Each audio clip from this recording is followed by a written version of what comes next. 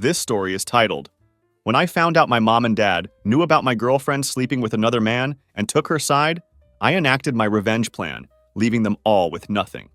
Hey everyone, I'm 31 years old and have been married to my wife Lily for 4 years now.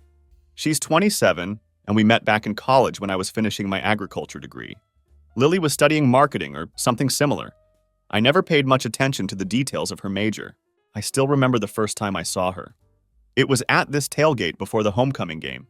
She kept looking over at our group from across the lot, and eventually, she and her friends made their way over to us. Lily tried to pull the whole accidental bump into a cute guy move, but ended up genuinely spilling her drink all over my favorite jersey. Instead of getting upset, I just laughed it off. I said something cheesy like, "Well, I guess you owe me dinner now," which made her get all red-faced and flustered. She kept apologizing profusely, and before she left, she took my number. We started dating after that, and those early days were pretty magical. We'd stay up late talking about all kinds of things, her experiences growing up with strict religious parents, and me losing my dad when I was only 15. I told her how I had to help my mom keep our family farm going after he passed. On clear nights, we'd hang out in my truck, looking up at the stars and making all sorts of plans for our future. She would sketch house designs while I talked about farming techniques and crop rotations. Somehow, I didn't bore her to death with all my agricultural talk. After dating for 2 years, I proposed to her at her favorite spot by the lake. I spent a lot of money on a ring that made her cry when she saw it. That night, she told me she wanted to have my kids someday. It was perfect. Fast forward to now, and I thought I had everything. A solid marriage, my own farm, and a future I worked hard to build. Nothing was handed to me. Every cent I earned came from working 70-hour weeks, taking out loans, and making smart investments in equipment and land. I turned 40 acres of barely productive soil into a thriving operation. I had no problem giving Lily the life she wanted. When we got married, we both said we wanted the same things. Kids, family, the whole package. But about a year into our marriage, Lily started saying things like, "Let's wait on the kids thing." It wasn't what I signed up for, but I wasn't going to force her to become a mother when she wasn't ready. So instead, I channeled more energy into our life together. Lily had this vision of living a rustic dream, so I bought us a small farm outside of town. But let me tell you, Lily's idea of rustic was expensive as hell. She wanted some fancy thoroughbred horse that cost 6 figures because apparently regular horses weren't good enough. The thing barely even got ridden.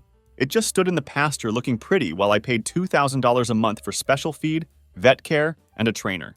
Then she needed imported Brahman cows because normal cows didn't match her aesthetic. I swear to God, she once said our Herefords were too basic. And don't get me started on the trucks. She needed a brand new diesel pickup every year because last year's model wasn't cool enough anymore. I paid for all of it though. As long as she was happy, I figured it was worth it. Now, here's where things go south. The surprise part of my life story. One day, Lily's best friend Olivia texted me saying we needed to talk. The message was vague but urgent. "Need to talk important. Can I come by when Lily's not home?" I figured she was probably planning some surprise party for Lily or something like that. But that wasn't it at all.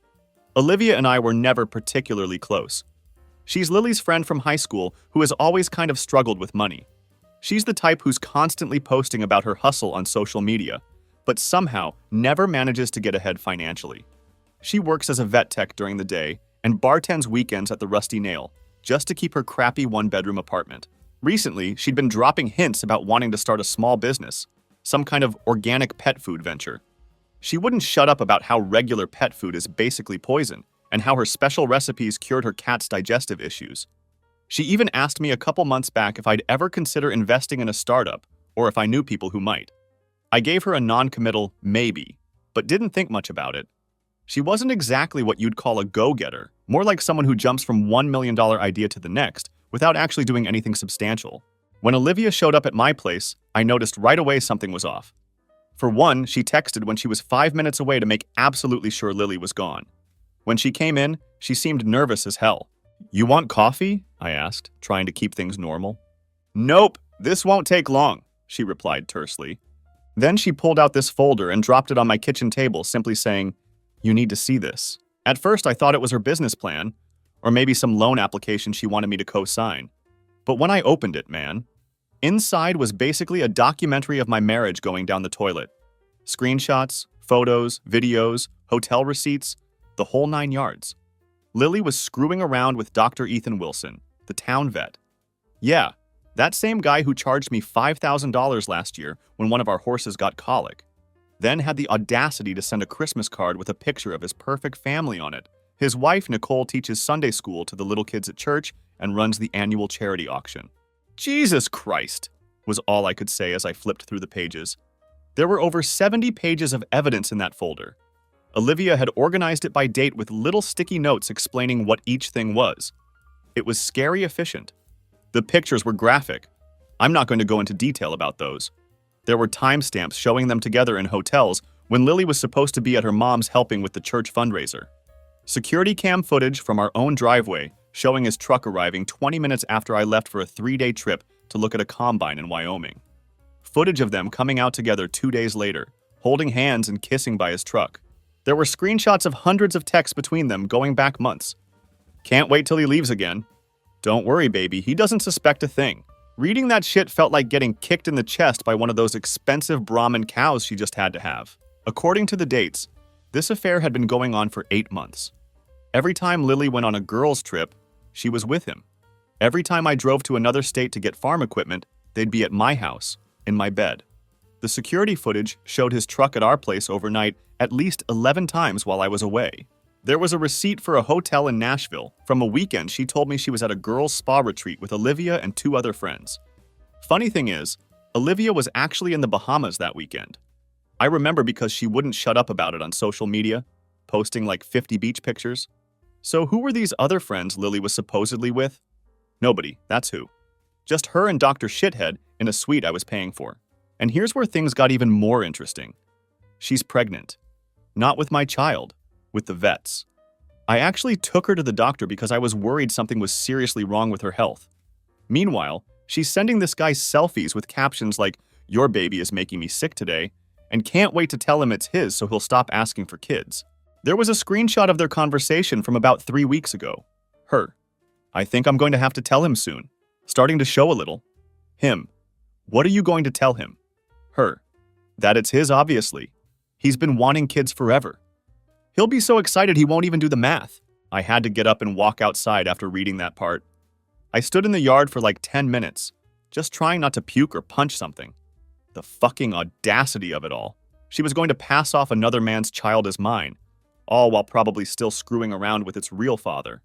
When I came back inside, Olivia was sitting at the table, scrolling through her phone like she hadn't just nuked my entire life. How long have you known? I finally asked. She put her phone down and looked at me. Suspected for about 6 months, had actual proof for maybe 3. It took a while to gather everything. Why now? Why tell me at all? I pressed.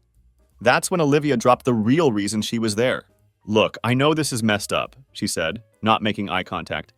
But I need to get out of this town, start fresh. That business idea I told you about? I've got everything planned out. All I need is some capital. I stared at her incredulously. So what? You want me to invest in your business? Seriously? She shook her head quickly. No, not like that. Look, the problem is that Lily knows I took screenshots of our conversations.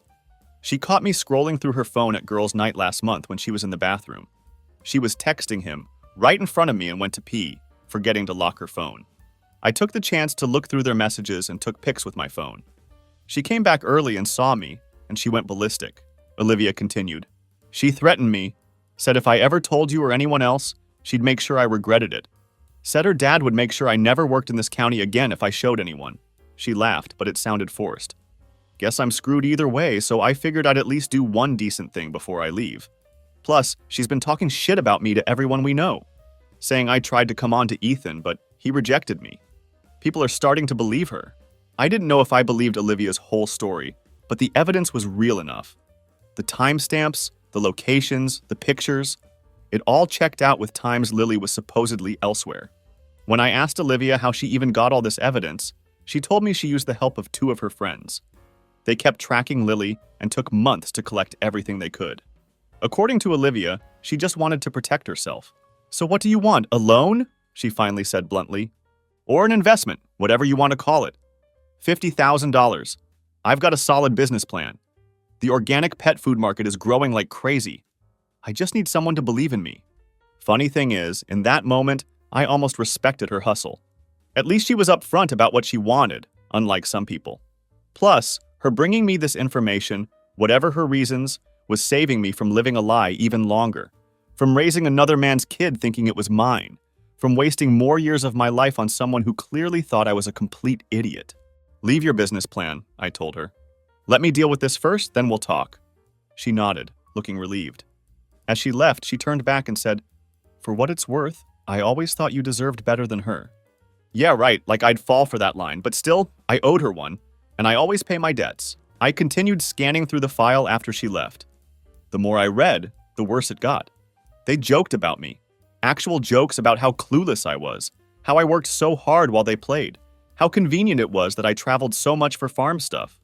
They even made jokes about the fancy farm equipment I bought, saying it gave them more time alone because I was busy working. I pulled up our bank statements on my laptop and started cross-referencing dates and charges. I found at least $115,000 over the past 8 months that I couldn't account for. Cash withdrawals, random charges at jewelry stores for stuff I'd never seen, a weekend at a cabin rental I knew nothing about. But wait, it gets even worse. I found screenshots of Lily's conversations with her parents. Her folks, straight-laced Pastor Gregory and his perfect wife Victoria, knew everything and decided to cover it up to maintain their pure image. Pastor Gregory isn't just any pastor. He runs First Baptist, the biggest church in our county with over 500 members. It's the kind of place where everybody who's anybody goes to be seen on Sundays. He drives a brand new Cadillac Escalade, church-owned for ministry purposes. His wife Victoria heads up the women's ministry and about 6 different charity committees. These people have been looking down their noses at everyone in town for the 20-plus years they've been here, acting like they're God's personal representatives on earth. Always talking about moral standards and family values and how the world is going to hell because people don't follow their rules. And guess what? They knew their daughter was cheating on me the whole time. There were texts from Lily to her mom. "Mom, I'm freaking out. Olivia knows about Ethan and me. What if she tells him?" And the response? "Don't worry, honey. Your father will handle it. Olivia's mother needs that recommendation letter for her job at the school board. She won't risk that." Another text from her dad to Lily. "We've spoken with Olivia. She understands what's at stake. Just be more careful going forward." These were the same people who had me over for Sunday dinner every week. The same man who called me son.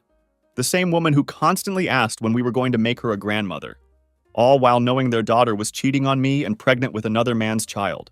I scrolled through more messages and it just got worse. There was a whole conversation about how they'd handle the baby situation. Pastor Gregory.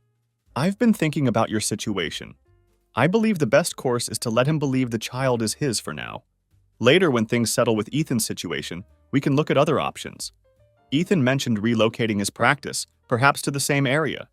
Then, after an appropriate time, you could file for divorce. Consider it penance for your choices. The alternative is significant damage to our family's standing and my position at the church." So there it was, the full plan. Use me as a cover until Ethan could leave his wife. Let me believe I was going to be a father. Let me raise another man's kid for a year or two. Then she'd divorce me, wait an appropriate time, and end up with the real father. All to protect her dad's reputation and job.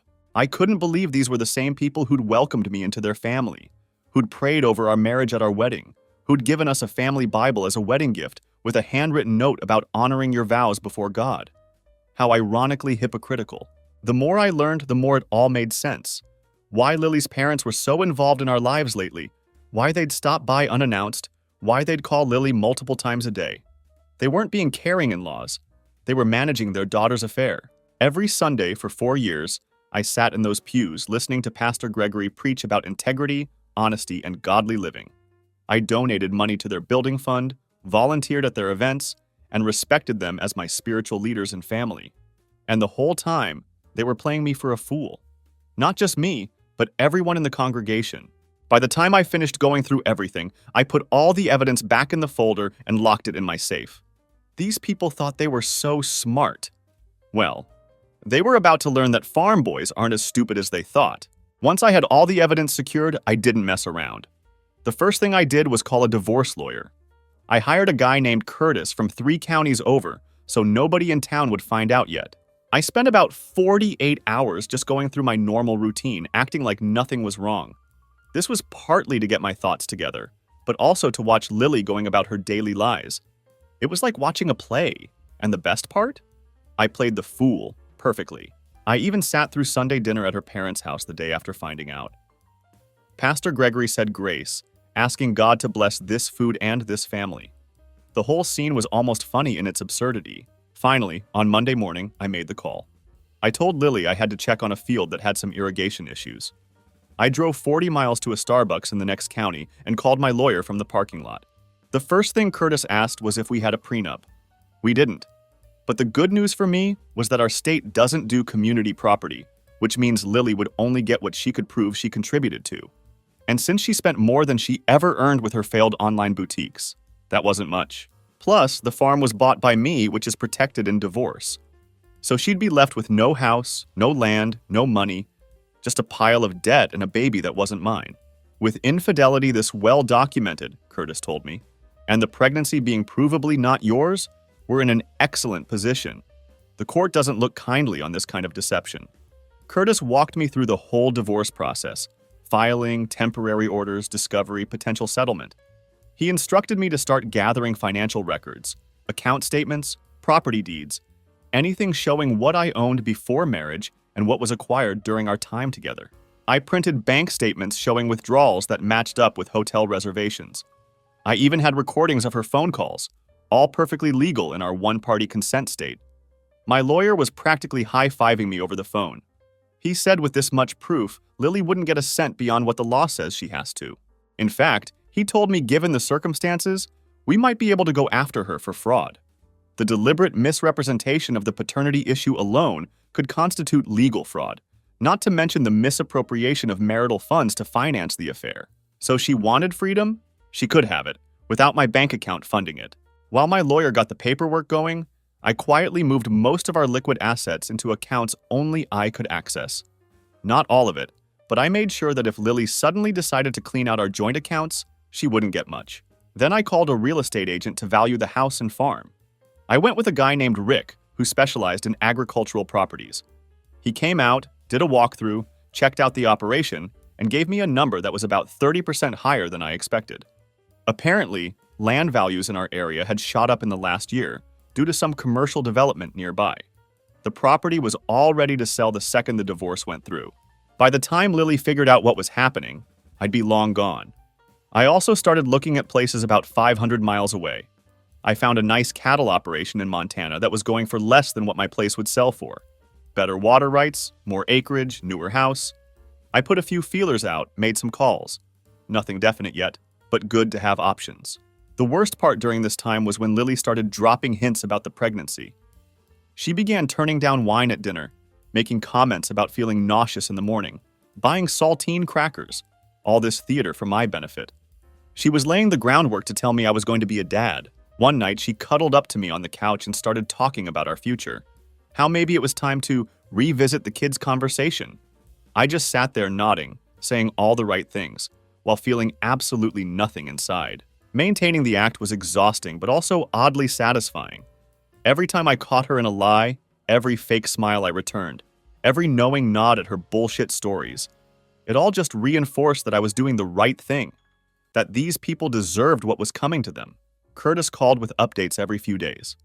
The paperwork was coming along. He'd found some legal precedents that would help our case. He'd lined up a process server who was experienced with difficult situations. "How do you want to handle the service?" he asked. "We can do it privately at your home or somewhere public. Your call." That's when I started thinking about Thanksgiving. Every year, we do this big service at her dad's church, then dinner at her parents' place. Their huge house would be filled with relatives, church members, and close family friends. It would be the perfect stage. I had a long talk with my farm manager, Jeff, who'd been with me for 3 years. He's a solid guy, totally trustworthy. I told him that I might need to be away for a while and asked if he could handle things here if I needed to leave on short notice. Jeff just nodded. "Whatever you need, boss. Everything will be taken care of." About 2 weeks before Thanksgiving, I met with Olivia at a diner 2 towns over. I slid an envelope across the table with a check for $225,000. "Half now, half when the dust settles," I told her. "Show up for Thanksgiving dinner like nothing's wrong. You're still invited, right?" She nodded. "Victoria called yesterday to confirm." I think they're worried I'll blow everything up if they uninvite me. Good, just act normal and make sure you get there early. She nodded again. Ethan and Nicole will be there too. Victoria invited them last month. Even better. Having the vet and his wife there would make it perfect. The whole cast of characters all in one place. 2 nights before Thanksgiving, I was with my buddy Dave in his garage while he worked on his Harley. We've been friends since high school, and he's the only person I told about the whole situation. Man, just serve her the papers at home and be done with it.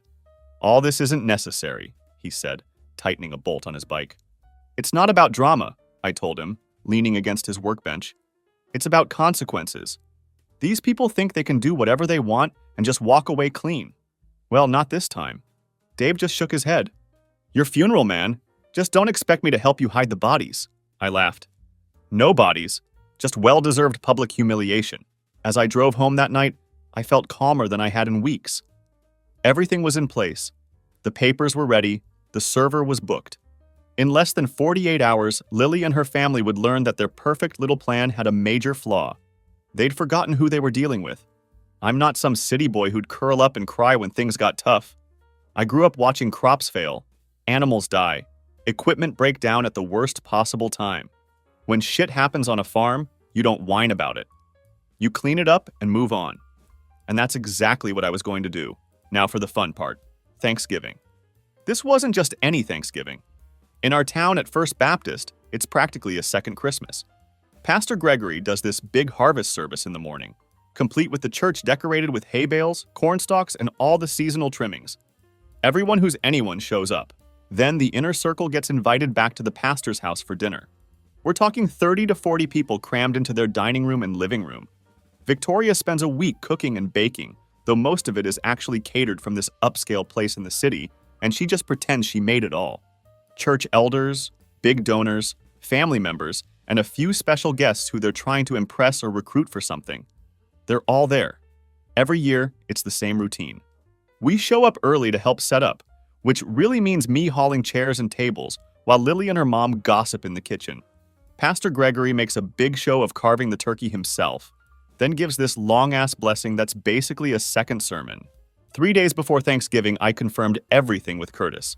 The paperwork was ready, multiple copies, one for Lily, one for her parents, and extras just in case. All neatly organized in separate envelopes.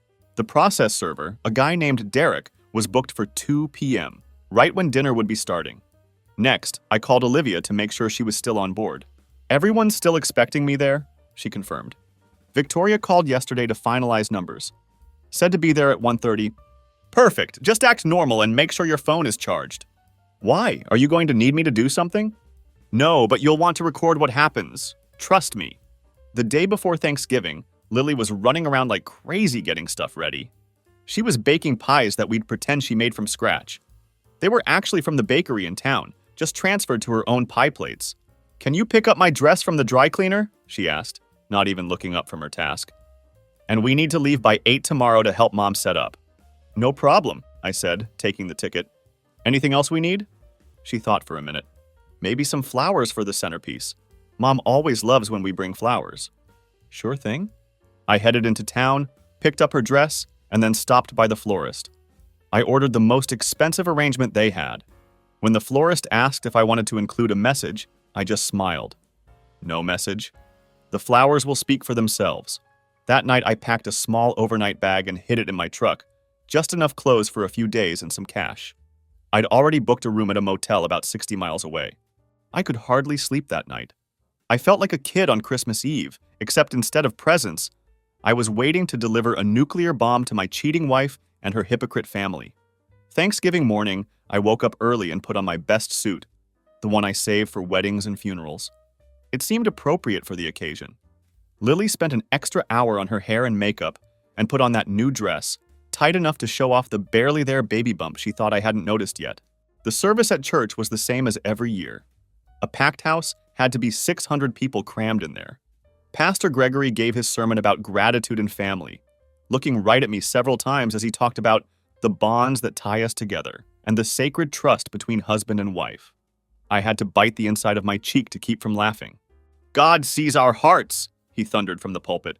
He knows our true intentions. There is no hiding from his sight. After the service, There was the usual mingling in the lobby. Handshakes, hugs, small talk. Pastor Gregory worked the room like a politician, making sure to touch base with all the important people. Victoria flitted around handing out leftover programs and reminding the special guests about dinner. I spotted Olivia standing awkwardly by the coffee table, checking her phone. When she saw me looking, she gave a small nod. All systems go. People started arriving at the house around 1 o'clock. The usual crowd. Church elders and their wives, Lily's brother and his family, her grandmother who lived at the fancy retirement home in the city, a couple of cousins, and the special guests. This year it was a doctor and his wife who had just moved to town and were church shopping, plus some big-shot real estate developer who was thinking of donating land for a new youth center. By 1:45, everyone was there, milling around with drinks. Non-alcoholic, of course. Baptists don't drink, at least not where other Baptists can see them.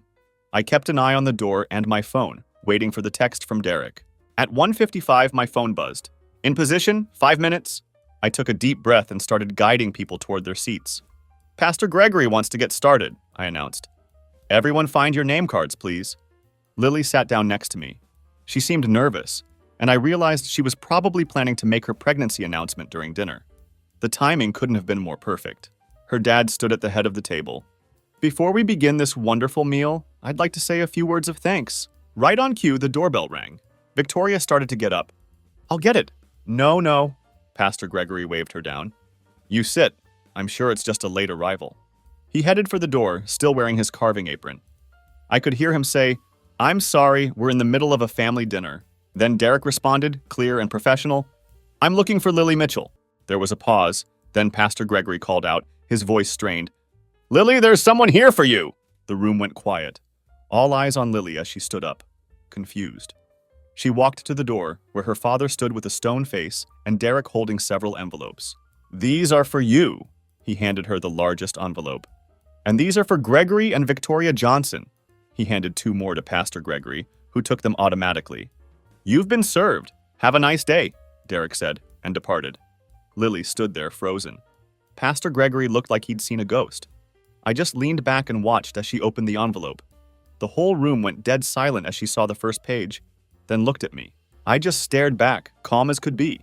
No yelling, no drama, just facts. She wanted secrets? Well, now nobody had any. Her face went white, then red. What is this? She whispered. I believe the technical term is petition for dissolution of marriage, I said loud enough for everyone to hear. Along with evidence of adultery, paternity fraud, and conspiracy to deceive. There's copies for your parents too, since they're named as co-conspirators. Her dad was already ripping open his envelope, scanning the contents with growing horror. Victoria hadn't even opened hers. She was just staring at me like I'd grown a second head.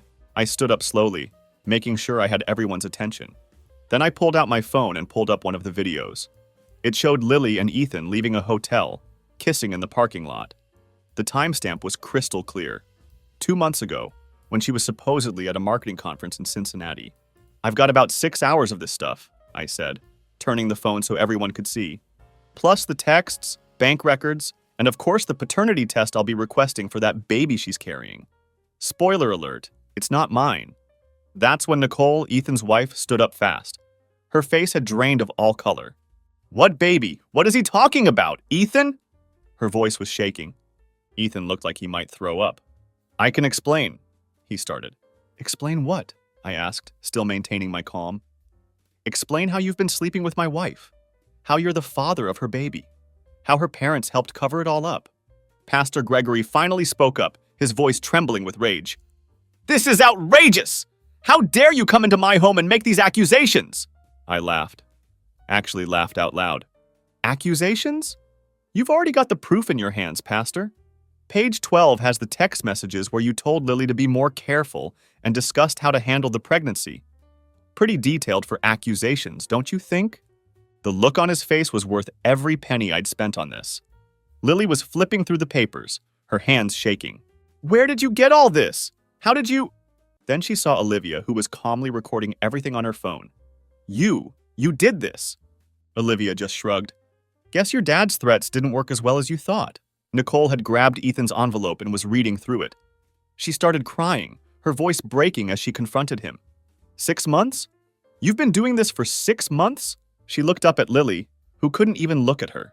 Lily just stared at the floor like it might open up and swallow her. The other guests were frozen in place. Some of them were slowly edging toward the door. I let the silence hang there for a minute, then stood up.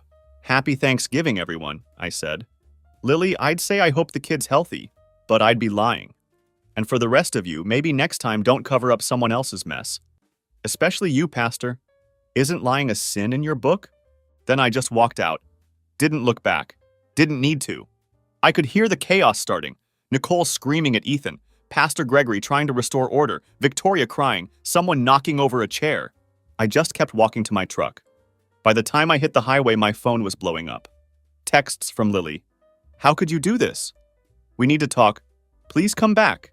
Voicemails from her dad ranging from threatening to pleading. Even one from Victoria sobbing so hard I could barely make out the words. I turned my phone off and kept driving. The motel was waiting. And after that, a whole new life somewhere far away from all this mess. Olivia texted me later that night when I briefly turned my phone back on. "Holy shit, it was a mess after you left. Ethan's wife threw a gravy boat at him, caught him right in the forehead, Lamau. When can I get the other half of my money?" "Check your account," I replied. "Already transferred. Thanks for the show. Worth every penny." She wrote back, "Best Thanksgiving ever." I had to agree. As I sat in that dingy motel room, I felt better than I had in months. No more lies. No more pretenders. Tomorrow I'd call Curtis, check on the next steps. Tonight I'd sleep soundly for the first time in weeks, knowing I'd finally served up the cold dish of revenge those people so richly deserved. Looking back now, I realize that sometimes the family you think you have isn't really your family at all. I thought I had everything. A loving wife, supportive in-laws, a future with children and stability. Instead, I had a wife who was planning to pass off another man's child as mine, in-laws who were actively helping to deceive me, and a community of people who presented themselves as moral exemplars while harboring the worst kind of hypocrisy. But I also learned something about myself. I learned that I'm stronger than I thought, that I can face betrayal, process it, and come out the other side with a plan, that I won't be anyone's fool or meal ticket, that I can rebuild. As I settle into my new life hundreds of miles away, I sometimes think about what might have happened if I'd just confronted Lily privately, or if I'd simply filed for divorce without the public spectacle. But then, I remember the texts, the videos, the planned deception, not just by Lily, but by her parents and Ethan. They weren't just having an affair. They were orchestrating an elaborate fraud that would have had me raising another man's child while they planned their eventual escape. No, they deserved exactly what they got. And I deserved a fresh start. My new farm is doing well. The local community has been welcoming. And I've learned to be more careful about who I trust and what I believe. If there's one thing farm life teaches you, it's that there's always another season. Fields that fail one year can yield a bumper crop the next. What looks like destruction, a fire, a storm, a drought, can actually clear the way for new growth. And sometimes, what you thought was the end of everything is really